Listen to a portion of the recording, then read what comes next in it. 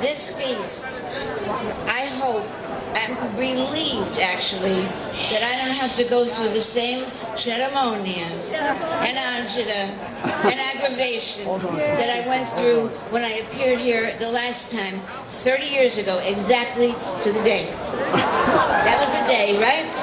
Let me tell you about that. Why that happened.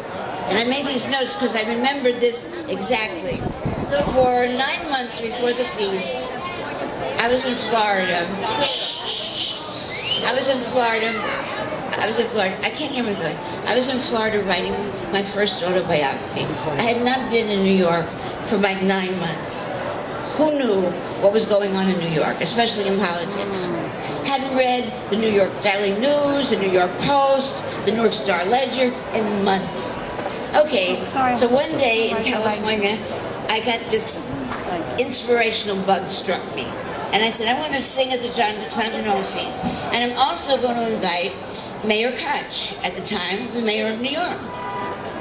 And then I took 2 days to write special lyrics to Mayor Koch, to You're the Top, the song You're the Top. And when it was announced in the press, that's when my problems began. I got such an amazing amount of calls, deluged with calls from my family, from friends, from every other Italian organization in New York, in the tri-state area, from everyone. And the first call came from my father. And he began with this: "You dumb bastard." One of his pet names for me. I said, "What did I do now, Daddy?" He said, "You don't read the papers anymore? Don't tell me in the paper today your mother and I are going through such aggravation, everybody's calling us, that you would support a Jew over an Italian." I said, "What are you talking about? What the heck? Oh, no. Don't you know you don't read the papers anymore? You don't know about the election?" "What election?" "The gubernatorial election between Koch and Mario Cuomo, and you in San Gennaro yet. You don't back an Italian, you back a Jew." So here was the story as it appeared. Here's Mayor Koch and I 30 years ago. And here was the story. Francis, what election? Singer Connie Francis said it never occurred to her that there's an election in New York when she agreed to sing You're the Top in Italian, not so, to Mayor Koch at the San Gennaro Festival. She angered many Italian Americans supporting Mario Cuomo in the Democratic gubernatorial primary. She never thought her singing to Koch at the Italian feast would be construed as an endorsement.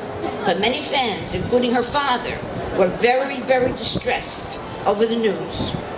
So she invited Mario to join in at her concert at Mulberry Street. But if she sings You're the Top to Koch, what's she going to sing to Cuomo? Suggestion, I did it my way. So my father calls and he says, "You better just make sure that you have Mario Cuomo there. I don't want to hear any other thing. I don't want another word from you." I said, "Daddy, are you being ridiculous or what?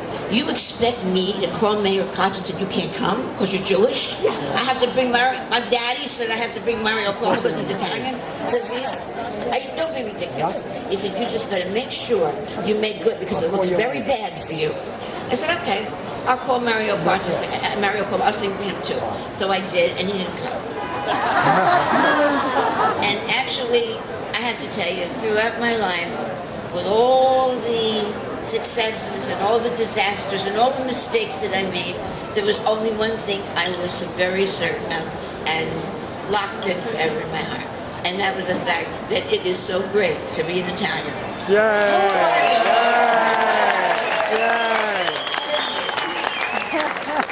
Even in this next life, I still want to come back as an Italian. But only as an Italian man. Yep. Let's face it. Italian men, they are spoiled rotten. Yeah.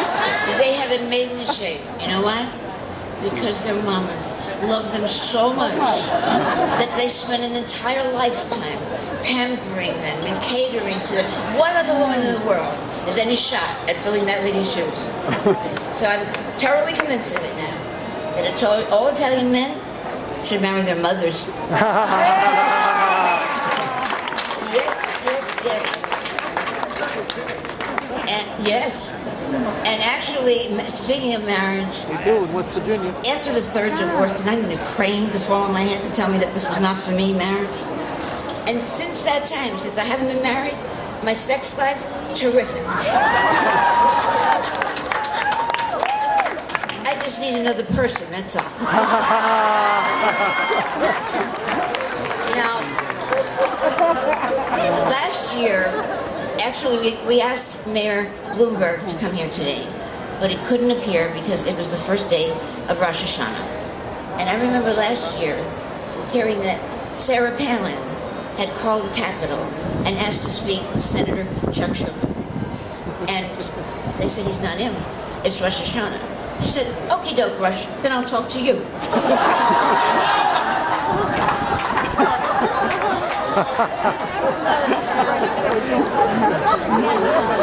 All right. So anyway, if Mayor Bloomberg were here today, I would ask him one question that's really been giving me agita. Why is it that there was no ticker tape parade for our veterans in New York City?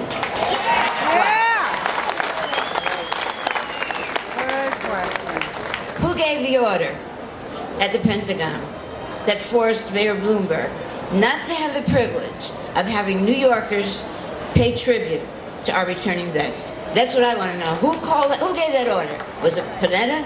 Who at the Pentagon? The Pentagon is not a building, it's people. And I want to know who did that.